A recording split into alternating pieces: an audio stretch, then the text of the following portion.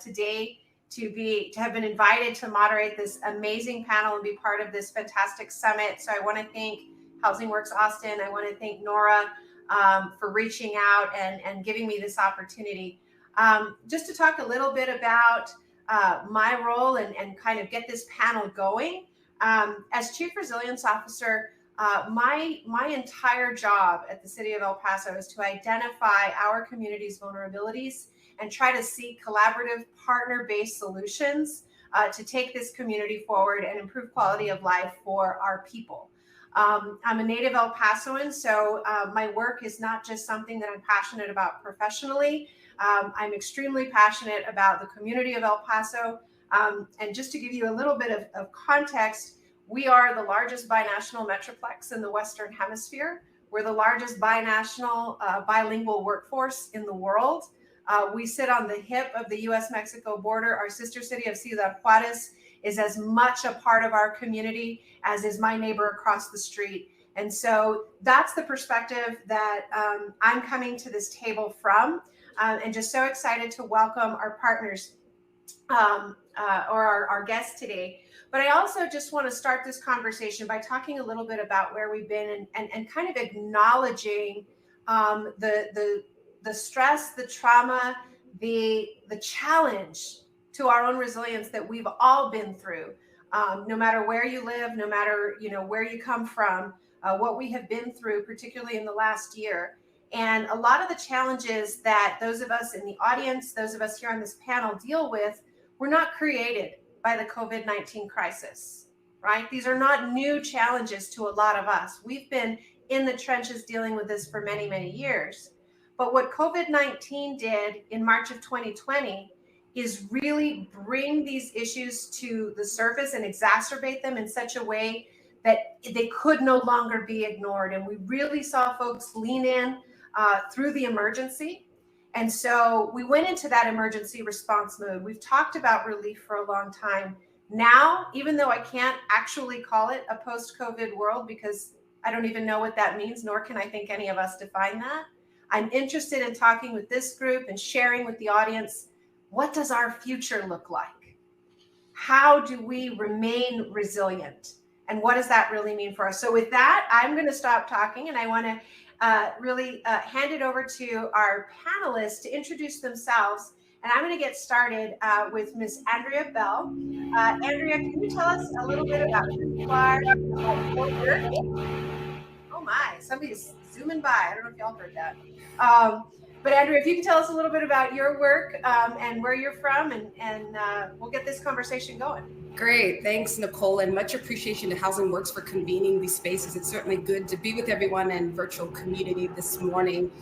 West Coast greetings, good morning, and for all of our folks on the other regions, good afternoon. But my name is Andrea Bell. I'm joining you today as the Director of Housing Stabilization at Oregon Housing and Community Services. We serve as the state's housing finance agency. OHCS provides resources for the people of Oregon to reduce poverty, increase access to stable and affordable housing. Unlike some of our other states and HFAs, our agency is fairly unique in that we fuse both housing finance resources together with services for Oregonians in need, taking both an intersectional and an intentional focus on housing and community services, all the way from financing of multi-family affordable housing, encouraging home ownership, addressing homelessness, and then I'm sure for the conversation today, administering unprecedented and historic emergency resources. So certainly good to be in virtual community with everyone this morning. Welcome, Andrea. So thrilled to have you. I'm next going to go to our next panelist, Mr. Rodney Fong. He's the president and CEO of the San Francisco Chamber of Commerce. Rodney, why don't you tell us a little bit about your work? Thank you, Nicole. Have been with the Chamber of Commerce here in San Francisco for 3 years and started in COVID-19 hit. So it has been a wild ride for all of us. I had the pleasure of serving on the mayor's Economic Recovery Task Force, and the Chamber of Commerce here in San Francisco represents big business, medium-sized business, and a whole bunch of small businesses that need employees. And you're absolutely right, Nicole. This COVID-19 has shaken up a lot of things. I think this country probably is in need for a great reset. And maybe in a weird, strange way, this has sparked a fire for at least San Francisco and California to begin to reset itself in priority. Well, thrilled to have you, thrilled to have your perspective at the table. And finally, we have Miss Jacki Robinson. And Jacki, can you tell us a little bit about yourself and your organization? Hi, thanks so much, Nicole. And I too would just like to thank Nora and the organization for putting together this conference and for taking the leap to do it virtually as COVID impacted how it would normally occur.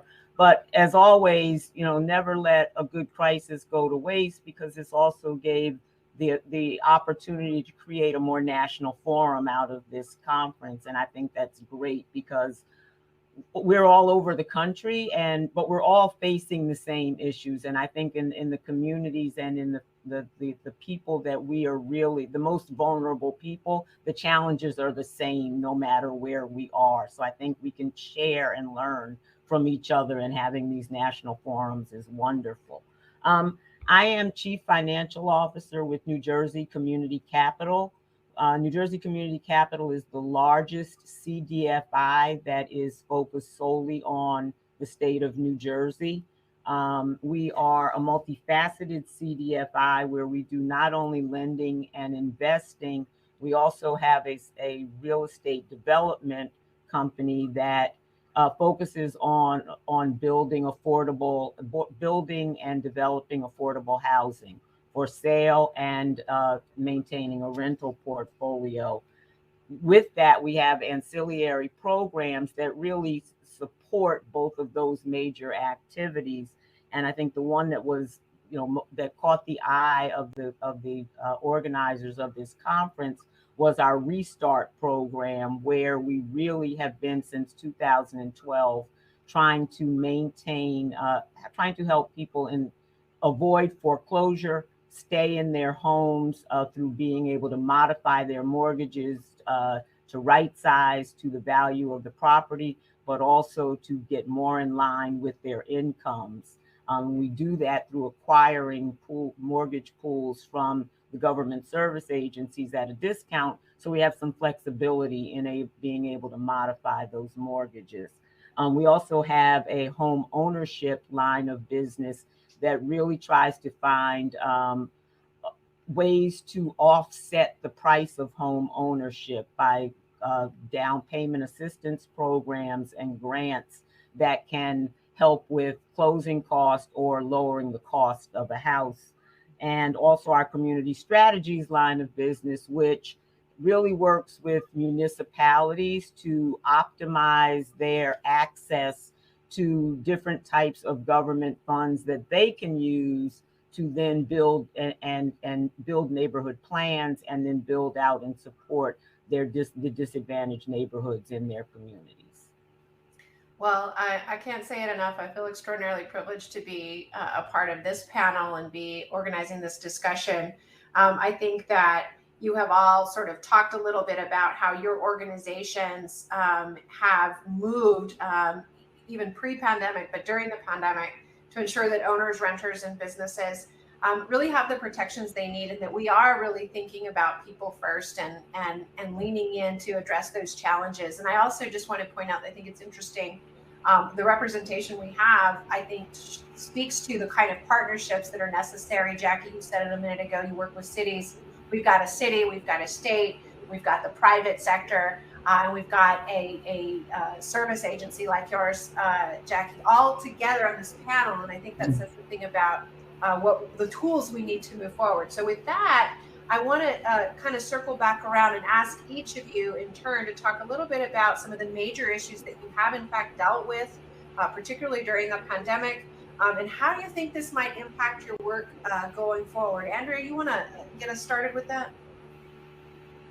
And it's really interesting just to sort of hear from my colleagues in other parts of the country just around how this work has shifted in their world. But I think it's interesting just to say, Nicole, because we've talked a lot, and we're all in this space where we're talking a lot about recovery and resiliency. And I think one of the things for us as a state government that we are still learning and have learned is that we've got to be very clear about who is defining those terms. Recovery and resiliency by definition of state government, or recovery and resiliency by definition of community.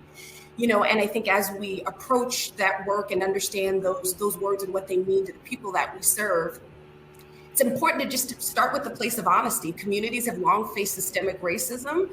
We are seeing that Black and Brown communities have had highest infection and death rates and food insecurity issues. And so when I say those terms because, yes, there are seismic shifts to our system, but those are not new problems. Those are not new problems. And so when we think about equitable recovery, I think what we're learning at state government is a couple of things, which is one, when we think about rebuilding and when we engage in rebuilding, it is rebuilding with community, period. There is no other option. We are rebuilding with community.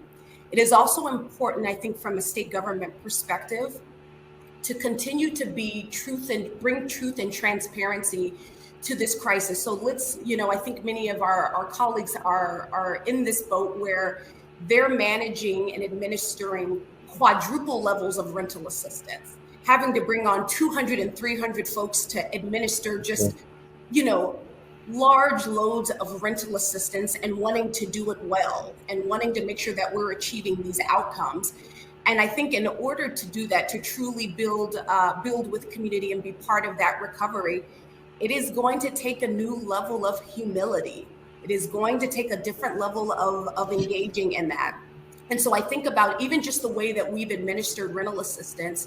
Historically, that was a first come, first served process. And I think what we've observed is what we've learned are that the communities most in need do not get access to those emergency resources that we need. And so what we've decided to do is actually incorporate a prioritization framework that looks at community census tract, that looks at household characteristics and dynamics, and looks at other factors contributing to housing stability and how we prioritize access to resources. And I think that is a very functional thing for practitioners in a room. That's a very, tactical tool. But I think what it prompts is a shift in how we do business. Yes. And whenever we shift in how we do business, even if it's for the positive, there are changes. We start shaking up dust. It prompts new conversations. We have to have, sometimes tough love conversations. And so I would just say in this moment, as we're rebuilding with community, we sort of need to match the scale of the problem with the scale of the solution. And that's going to take a different type of conversation. And I think for state government, this crisis has prompted where we always want it to be and the fact that we need to be there quite quicker. I couldn't agree with you more, Andrea. And I think that, as we're talking about this, I'm thinking scalability is so important. I'm thinking about understanding sort of, the nature of where we are versus the nature of where we want to be. Is so important. And I think particularly during the crisis, you talk about a priority framework, and I can tell you just from a city perspective, as those funds came in, I don't think anybody in the audience will disagree. It was spend it fast, get it out there, get it out now. And so there wasn't a lot of time to have that conversation, but I don't think we can say that anymore, right? 2 years in, I feel like, to your point, we need to be able to have learned from that emergency response and that reaction, but understand where we want to go. I want to take it next, Rodney, over to you. And really, yes, talking about those major issues that you saw in your community and in your business, but really looking at the dramatic impacts that COVID-19 has had on the economy, particularly in small and local business, and how that really has an effect on communities. So from your perspective, and I'm going to be selfish a little bit here. I'm going to be selfish for Andrea and I both. What is it that from your perspective, states and cities really need to do to ensure this equitable recovery that Andrea is talking about really occurs at an economic level in the coming months and years?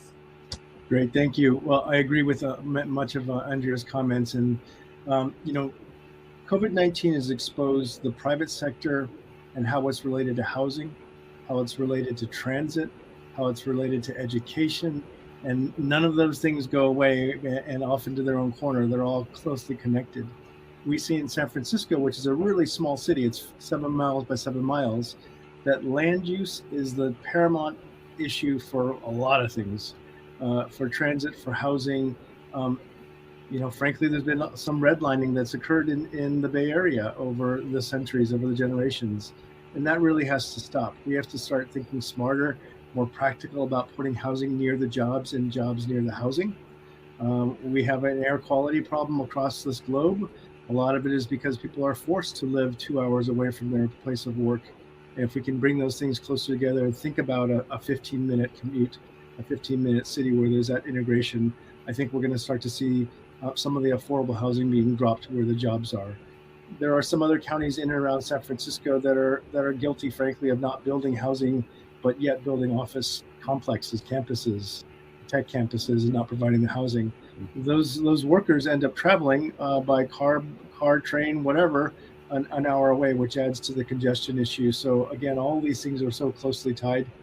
I had the pleasure of serving as the president of the Planning Commission here in San Francisco for about 8 years, and really saw tremendous growth happen in San Francisco. And I'm actually delighted to talk to the folks of Austin to share some of the rearview mirror aspects of San Francisco. We've lost a lot of people in this last 2 years, 18 months, many of them to Austin, both individuals, residents, as well as companies. And I think part of the reason that they left cities like San Francisco and maybe New York is the affordability, the cost of living, the spending an hour each way on a commute, as I was talking about earlier, added to that inconvenience of living in a big city. So, another positive of COVID, I think there's some real redistribution of where we live in this very vast country. There are many towns that we all jump in and drive through that were great towns, and they have the infrastructure to be great towns. And maybe it's time that we all spread out a little bit to some degree and take advantage of some of these great resources that we have in this land. So be happy to talk more about housing related stuff as it pertains to San Francisco. But certainly San Francisco is feeling the pains of a big economic growth, a tech boom. And now we're sort of at the bottom of that. I'm positive, I know that there is going to be another one coming. But what do we do to prepare ourselves in a resiliency way, an economic boom resiliency way, to prepare ourselves for not hitting the wall, our heads against the wall, like we just did the last couple of years? 1,000%, Rodney. I think, what I heard you say is that there, and this is maybe an overused term, but I'm going to use it. There is an ecosystem here between, business and housing affordability and community. It's all tied together, and we need to start to understand how to invest in the organism, right? That's right. So that the organism itself can be resilient and have positive growth. And I'll just, a little bit of a side note, I'll tell you, positive growth doesn't always mean growing bigger. And I think that's a little bit of what you were saying a moment ago. And I will also, just as an anecdote, say I don't live in Austin. I live on the very other side of Texas, but I spend some time in Austin, and I'm pretty sure they're commuting an hour or more out there in Austin. So what I think the point I'm trying to make, and in a funny way, is that we are seeing this pattern kind of replicate itself, and we need to be able to learn from that rearview mirror, like you said. But as I talk about the ecosystem, I want to go to Jacki, because I think that your organization it does so many things, and I'm so excited to ask you so many questions. But specifically, the development of the Restart program that is really targeted at preventing foreclosures.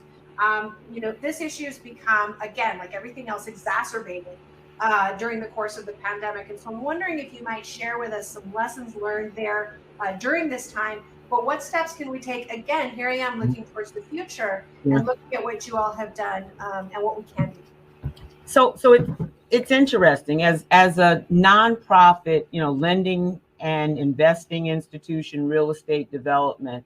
We were always focused on the most vulnerable communities and the most vulnerable families within those communities. So in the state of New Jersey over the last, 2 decades, there's been a real resurgence in and development in the downtown areas of our largest cities. And those cities, there's been a lot of money put in there. There's been a lot of commercial space developed and a lot of higher income housing in terms of homes, single family homes, and large multifamily developments for either rental or condominiums, but all very much non-affordable housing. Our focus has always been on the other neighborhoods within those cities, and how do we make sure that those neighborhoods are becoming just as safe and healthy places for people to live and building vibrant communities there. So when something like a crisis like the pandemic hits, our first reaction is not necessarily how do we work in these communities, but what is going to be the impact, the further impact on the communities that we work in.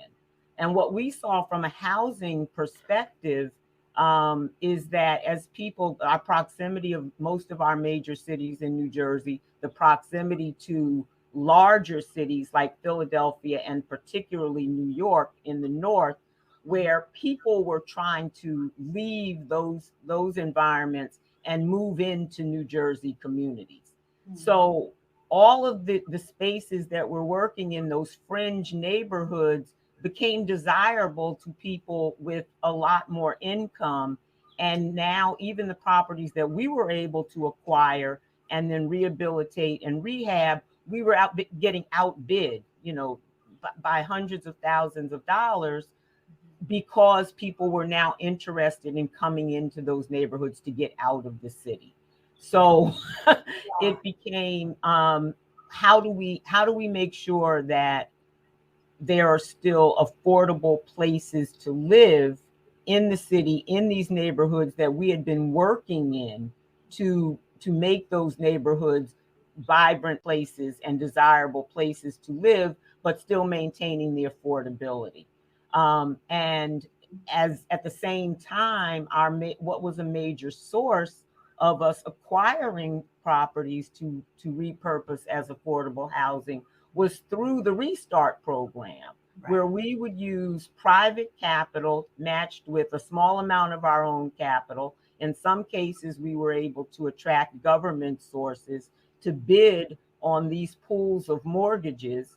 And where we could, again, first priority, if you're in a home, we want to avoid foreclosure. We want to modify the mortgage so that it works for you. That's not always possible. And where it wasn't, in about 50% of the cases in these pools, we were taking ownership of the properties and then selling them as affordable housing, or we were holding them in our rental portfolio as affordable rentals. Yeah. Though that dried up for us as a source, because with the moratorium placed on foreclosures, these pools were no longer available. So what we really did to pivot was we looked at our rental portfolio, and we sold a lot of those properties because that's what we had title to, and we could repurpose that as affordable home ownership strategy. Because I think when we talk about COVID, we have to also understand that in the middle of COVID, we had the awakening of America to the real issues of racial injustice and financial inequity in Black and brown families and communities. Mm-hmm. And so realizing that we need to refocus on building wealth amongst those communities. And where's the start of building wealth? It's home ownership. I mean, when you look at the disparities in the wealth of white families and Black and brown families, and then you look at, well, what's missing here? It's home ownership. Mm-hmm. And so having these homes in our rental portfolio, seeing that all of the affordable housing in our neighborhoods was being gobbled up now by people with higher incomes wanting to move, we decided that in order to really focus on how do we get homes into the hands of lower and moderate income families, we needed to downsize our rental portfolio, and because we had a lot of single family homes in our rental portfolio. So that's a way that we pivoted to try within COVID. But our strategies and our programs were always there. So we had the foundation, and it was sort of easy to say, this is what we need. This is how we need to refocus what we've already been doing for greater impact. Absolutely. So gosh, there's so much to unpack there. And I absolutely want to give the other panelists an opportunity to kind of respond and interact with each other. But a couple of things that I heard you say, Jacki, is... Can I just, one other thing I didn't even touch on, because it's really outside of the Restart program. Yeah. But Andrea talked about it a little bit, and these are rental assistance programs. Mm-hmm. So having this large, we have 500 units of housing in our rental portfolio. Yeah. And obviously our tenants were greatly impacted. Their incomes were greatly impacted, which impacted their ability to pay rent. Mm-hmm. Our property management staff worked double time to help our tenants find and apply for rental assistance. And where you said the funds don't normally go to the most neediest and where you think they're going or should go, mm-hmm. It's teams of people like our property management team. And I think within all of your cities where you have nonprofit organizations, there was tremendous effort given to helping our tenants take advantage of all of the rental assistance programs that were there. Absolutely. And I think, one of the interesting things that you mentioned just a moment ago is that, being able to, deal with this issue and be able to respond appropriately and in the right place and for the right folks really required a community effort. I can say that on behalf of El Paso. I mean, we as a city, obviously, we're receiving a lot of those resources, but in order to get them out, we had to have the apartment association in the room. We had to have the nonprofits in the room. We had to have individual landlords. We've got a lot of individual landlords in our community. And so really trying to understand how we created access to those dollars, mm-hmm. and making sure that we did deploy them as equitably as possible, given kind of the conditions that we were working under. But I think, again, we're just talking about this sort of system of partners that can really do that. Now I'm going to ask this question, and then I want to kind of just open it up for whichever of you would like to respond, because I think we're all dancing around this issue. So much activity, so much investment, so much learned, frankly. I think for anybody who was listening or paying attention, there was a lot to be learned over the course of the last 18 months to 2 years. How is all of this activity, this reaction around relief and recovery, really making us more resilient? Resilient in terms of not just our systems that we're building, because I think there's that layer of it, mm-hmm. but also how is it making our people more individually resilient, more able to sort of deal with what's coming down the pike and making sure that they're ready. So I'm going to open that up to any one of you that wants to kind of take that and run with it. Andrea, you're nodding your head, so I'm gonna. Yeah, I mean, I'm sure Rodney's like eager to jump into. There's so much there, but what sparked for me as I was listening to Rodney talk about air quality, and I'm listening to Jacki talk about affordable housing and sustainable affordable housing. It's interesting because what I hear us collectively talking about is this system of care that is really representing social determinants of health, right? And we've talked about these before. So these are things like, where you live, work, and play. Do you have access to food? Can you choose where you live? Is this a place that you can age? All of these things that determine, quite frankly, the duration of our life. Where you live, if you live in one part of the country, what does your lifespan look like? I mean, those are very real things. These are not tangential, sort of high level philosophical things. These are very, really important indicators. And so what is prompted for me as I'm listening and I think about American Rescue Plan Act funds and all of these insurgents of federal dollars is it prompts a question of one, and I know this was not your question, Nicole, but it does prompt a question, what happens when the federal dollars all dry up? Are we prepared for what's next? What's the off-ramp look like between the duration of those federal dollars and building towards that recovery and resiliency? And it is an identity check question that we're all asking ourselves. We're certainly asking ourselves at Oregon Housing and Community Services, which is how do we need to shift to shift to ensure that we are shifting in the way that is now prepared to meet people's needs for now. Yeah. Right. So there is this sort of grieving process of how we operated pre-pandemic that we're going to have to let go to really think. When we say resiliency, what about individual development account savers that haven't been able to save towards down payment assistance and home ownership? When people are going in for their well health checks at their federally qualified healthcare center, are we also talking to them about emergency rental assistance? And do you have access to food? And these other like bridging and open policies. And so no longer is it okay for us to be safe and say we sort of finitely do this because the people that we serve need in a different way. Andrea, I couldn't agree with you more. And I think it's so interesting because you brought up the word of the day in the city of El Paso is ARPA, American Rescue Plan. Like how are we going to put our arms around this? And I think you mentioned something. So for the way we're looking at it, and then I'm going to kind of toss it back, is how are we investing these dollars, knowing that they're, in 3-5 years, whatever that time frame is, given the source, when they're gone, how are we investing in a stability of the system that can continue to serve the needs of our community well beyond this particular investment? And it really requires a shift in the way that we think. And I'm just going to use a quick example of something we're doing to address homelessness in our community.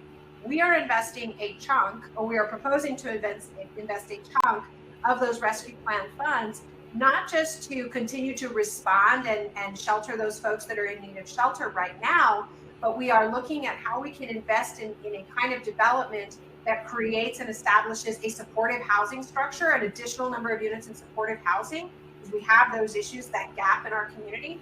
But that same investment has got to be able to address this need to address surge capacity when we have an issue of additional folks needing that service, and not putting that pressure on the emergency shelter system. And so using these dollars, and I use that example because that is something that we can invest in today that we will not ultimately be supporting in the long run financially. And so it's got to have a revenue model. And I think that is really critical when we talk about the agencies, nonprofits, et cetera, that are providing these services, is how are they thinking about long-term sustainability and revenue generating models that can sustain the programs beyond the initial support. And so I might actually toss it back, I don't know, actually either to Rodney or Jacki to kind of talk about what does that system look like? How should we be thinking about it? Well, I like to say anybody who is still thinking today the way they were thinking in March of 2020, there's something wrong with you. If you haven't changed your way of thinking, there's something absolutely wrong with you. But I will tag on to something that Andrea said when she started talking about social determinants of health. In my mind, that is when you look at not only just the impact of COVID, but when you look at the impact of racial inequities in our communities, they're all tied around these issues of social determinants of health. And why shouldn't we be engaging with healthcare providers, with hospital systems, with insurance, with health insurance companies, as saying, how are you going to invest in these communities to eradicate these negative social determinants of health?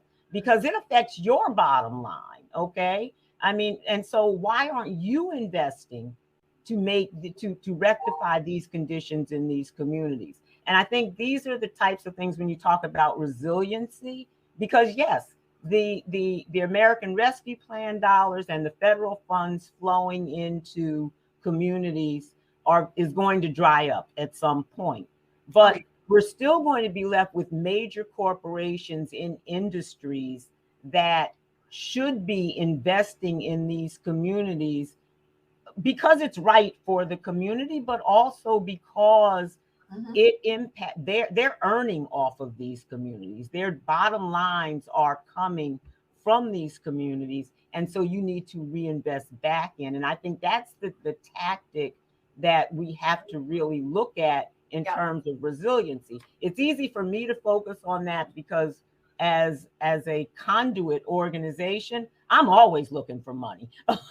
So this Absolutely. is, that's what we're thinking of. What are the new and alternative sources of capital that we should be bringing into our communities that might not have been as easy for us to connect the dots with prior to the pandemic, prior to the racial injustice issues being brought to light and being better understood through the acts of last summer. We can't let that go to waste. We absolutely cannot. I agree with you. And it's also, how do we effectively deploy that capital that is now available? Because that's the other point, is there's a lot, I call it woke money. There's a lot of woke money coming into our spaces, but is it really going where it should be going? And with Rodney, we have also partnered with the African American Chamber of Commerce in the state of New Jersey to create a loan fund that is primarily for members of the African American Chamber of Commerce, because they're providing technical assistance. They know their members. They know what their members need in order to pivot their businesses to so that they can survive through COVID and through the change. I think there's some things that have changed in the business structure that are never going back to normal. So we partnered with the African American Chamber of Commerce to deploy some of this money that came to us. We're saying, how can we make sure that it's getting where it needs to go? And so it's creating partnerships. I think you're right, Jacki, and I think, Rodney, this sort of places the ball firmly in your court right now. And I think that I'd like you to respond to what Jacki was saying in terms of partnerships and looking at the business community as a sort of long-term sustainability partnership. But also, I'm wondering, how do we have this conversation with the private sector? How do we speak the language that will be understood in the context of what Jacki said, which is, this affects us all. This is not about necessarily just doing the right thing, but rather this systemic prosperity. Rodney, could you speak to that a little bit? There's so much here, guys, and I love this conversation. It's just too much for 1 hour, frankly. But you're absolutely right in that, to some degree, I do believe humans and Americans are incredibly resilient. We all went into survival mode and have learned something from that. In some cases, many people have moved far away and realized that working in a very remote location in the trees is healthiest for them. When we talk about, though, you guys all mentioned investment. And I think if we're really going to make the turn on this thing, we need to take some of those funds that are available, whether they're rescue dollars or woke money, and not just plop them down, but really thoughtfully think about how and where they want to be used, and turn a lot of that into education. Not necessarily formal education, but giving people the tools, the language to go into business on their own, and not just take those rescue dollars and then need more later, but invest those into their own abilities to create their own businesses. For example, we're seeing so many businesses that are, people want to open up, they want to be entrepreneurs, but it's risky. And as you mentioned, Jacki, housing and the need for one of the basic things of feeling secure that you're going to have a roof over your head will give anyone the confidence to be able to open a business. You're not necessarily going to open a business, a risky business, unless you've got a roof over your head or you're going to have some stability. And so that is so basic and so important. The next thing I think really is so important is education for children and adults. And we all need to invest into our school systems as a country. This is something I think we're paying the price of not seeing education be a top priority for America. And we're paying that price. So there's so many things tied to this. And from the business community, we are trying to share some of these thoughts, some of these ideas. We just had an incredibly intense meeting with community groups this week, and a very large finance company. And the exact same things that Jacki and Andrea were sharing here, Nicole, were shared with this large institution who wanted to put down money. But we said, hey, don't just put down money and walk away. You have to be really thoughtful about how this is going to be. planted seeds, planted and invested into the community. Well, I have to say, and we're coming up on about 10 minutes left, but I really love that we've sort of shifted away a little bit from just thinking about, okay, the impacts of the pandemic, and how we sort of respond to that, but thinking about resiliency overall for our communities, and how these multiple, whether it's the social determinants of health, and really looking at that sort of connectivity and the partners that we need to be looking at. But you said something a second ago, Rodney, about living in the trees, living in the open space, and how that can be healthier for you. I'm wondering if we can, as a group, talk a little bit about how resiliency in the face of climate change and the impacts of the climate crisis have really disproportionately affected the communities that we're talking about, low to moderate income communities, communities of color. I think, how can we look at that and uncover a new opportunity set as we address climate and raise up our folks? I'll jump in really quickly. If we take climate seriously, there are an incredible amount of jobs and opportunities for America. Whether they're infrastructure related, whether they're solar, whether they're electric cars, and on and on and on. Yeah. It's new and the new industry for us to seize, and to educate folks to be able to compete in those jobs going forward. So I think it's something that we've really got to invest in, take a look at personally, as your organization, your family, your company, your community. It is really the future. Well, and I would also just say, and I'm going to toss it over to our other folks, but the way we're looking at it in the city of El Paso is really bringing it down to things like utility cost burden, something that people feel and touch every single day. How much is your electricity? How much is your water? How much is your gas? What kind of appliances do you have?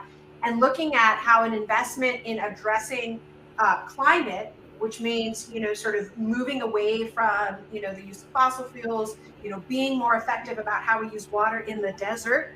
This is something that's very close to our hearts here, but not talking about it in this sort of grandiose context, but rather looking at it in terms of how is it burdening our folks, and how is it having that impact on them. That's how we're looking at it. I wonder, Jacki and Andrea, are you having that conversation as well? We are, and I think the bigger thing, and Rodney hit on it, is education. And because people, when you're dealing with survival factors, how do I eat? How do I feed my children? How do I make sure that I have a place to live? Things like climate become not a focus, not a priority for the community, because there are other things that are taking precedent over that. Although these are some of the things that are making it more difficult for you to feed but there's a disconnect from that. Just as there's a disconnect from the power of voting. Okay, when you're focused on the very basic of shelter and food, you don't really understand these other things that really need to have your attention. And these are, I think, areas where we really have to talk about how do we educate our communities to understand and get involved in the areas of climate, the areas of politics, things that affect your everyday life. And I think that's, the area of education is so important. It's not what my organization does, but I think we have to look at how do we foster that in the communities that we're serving. But even as we get back to this, I think it was Rodney that said earlier, talking about sort of how we develop and where, and I think, Jacki, you even spoke to it, how, maybe, are we chasing opportunities, in certain areas? I think that has a climate component to it as well. And I'm thinking specifically in the New Jersey area where, you're seeing these massive storms really impact and how that disaster is a function of climate, but it's really affecting folks' ability to survive. And then, so looking at how and where we develop, I think is directly correlated to that risk that folks are experiencing. Who are we willing to expose to that risk, and how resilient are we to it? Andrea, you're not dead. What are you thinking? Yeah, there's a couple things here, because I think this is a really important topic that I think in some of the spaces more recently, I think has either been either minimalized or either folks sort of, it feels like this really grandiose thing that folks sort of, we can't quite always sort of quantify and catch it and sort of figure this out. And so as I think about this from sort of like a denominator, so let's just, this is a panel of practitioners, and so like, let's just kind of go there. So I think the reality of what we see, at least here in Oregon, for our energy and weatherization programs, are the same communities, the same households that are housing burden, meaning they're paying more than 30% of their household income towards rent. They are also energy burden. So these are the same households. So when we talk about concurrent crisis, when we talk about social determinants of health, these are the same crisis that we are talking about. These are not new phenomenons. And so these households are rent burdened, energy burden, and particularly probably food burden as well. But I also think for folks that may be listening that are sort of saying, where do I engage? There's some very specific things to think about, which is raise awareness around the facts. Like, just get real about the facts in really lay terms, because don't assume that people know. Don't assume that everyone sort of has the same understanding and access to facts around energy burden. And I would also say galvanize. This is the moment and the time of galvanizing in a movement. So if it is something we want to push forward, there has to be a space to galvanize collectively together. And I think nothing new. If we want something to change, we need to set outcomes and set accountability. And so somebody has to start that. We don't have to be perfect in starting it, but we got to start somewhere, build from the ground up. Yeah, actually, I think this is such a great place for us to close, because I think you said it in your opening comments, Andrea, rebuilding with community and focusing on truth and transparency. And I think that is so important in understanding how we can really come forward with this. I will say that another thing that we're looking at doing in the city of El Paso with our recovery funds is trying to invest at the household level, not just a clean, weatherization program, looking at how can we move those households towards renewable energy? How can we really start to relieve that energy cost burden for them over a period of time? That's recovery for us, right? Folks might not make that immediate link, but we do see it that way. So we have about 3 minutes left. And this has been such a fabulous conversation. I'm so excited, but I want to give you guys an opportunity to make any closing comments that you might have. Let's go. Jacki, what do you have for us in closing? I had something else in mind in terms of closing, but as we've had this conversation, it has really come back to me educating our communities, educating those who are profiting off of our communities, and connecting the dots. I think our job is now becoming one of connecting the dots between the members of our communities and those who ought to be investing in our community. Absolutely. Rodney? Well, while it's been a tough couple of years, I am happy that I'm alive at this period of grateful. My family's generations. We have an opportunity to make some real big changes here. But along Andrea's thought, it's going to take a plan, a vision, and this can be at a national level, a county level, a community level. But people want leadership right now. They want a roadmap. They want a plan. And as Jacki said, all parties have to be at that table right now. We have the power to do this. We have everyone's phone number. We have everyone's Facebook account. We can collect people just as we're doing right now. So to organize, to make that vision, and for us to really try to all be aspirational. Let's not paint a dark picture about dark clouds coming. Let's talk about us being the cleanest country in the world. Let's talk about us being the most ambitious, the best educated, and set our goals really high. And then from there, we work backwards. Absolutely. Galvanize, as Andrea said. Andrea, 30 seconds. What are you thinking? Oh boy, 30 seconds. I feel like I'm on a game show now, Nicole, and I don't do well with game shows. I would just say, for all of us, we're making it, and pat ourselves on the back for that. And there's so much more to do. Budgets are our moral documents. Hold ourselves accountable, rebuild community, and just remember, we got to go big. We want to be on the right side of history. So go big and be imperfect. Imperfection is okay, but we got to move forward.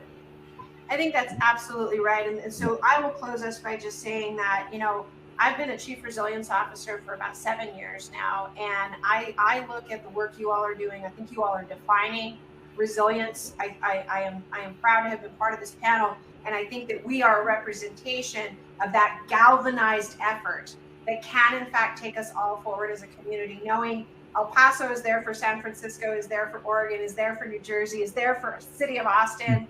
You know, I think coming together, I want to do in the last seconds a quick shout out to the Texas Housing Network. It's a network of the big cities in Texas. We're working together, and we're not afraid of being imperfect, and we're moving forward together. Thank you all for joining us today, and I hope you have a great rest of the day. Thank you very much. Thank you. Thank you for the opportunity to share Absolutely. and learn.